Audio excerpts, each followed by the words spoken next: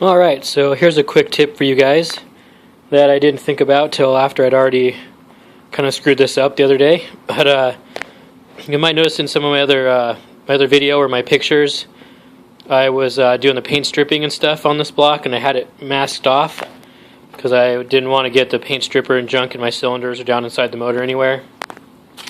But the thing that I ran into is there's water jackets, along here in the deck where the head goes, mostly here and here.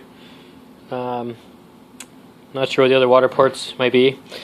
But anyways, so I ran this block through just a solvent washer a while ago. It wasn't really like a full-on hot tank acid bath or anything like that, so there's still some junk down inside the water passages and stuff. It's dried out, but every time I turn the motor over, some junk falls out on the floor, like just some dried up bits of junk and stuff out of the water passages.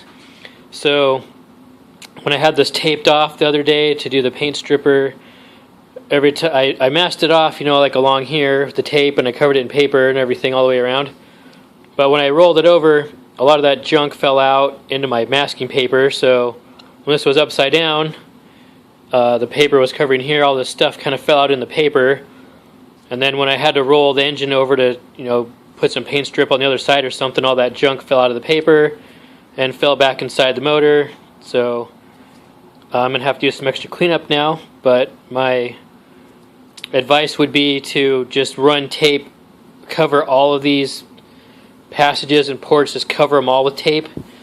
If you do this kind of same thing, that way when you roll your motor upside down or whatever, the tape will contain it within the water passages or the oil passages, whatever might be around in there. So just something real quick, but I'm going to tape this off and clean it up and get some paint on it hopefully. So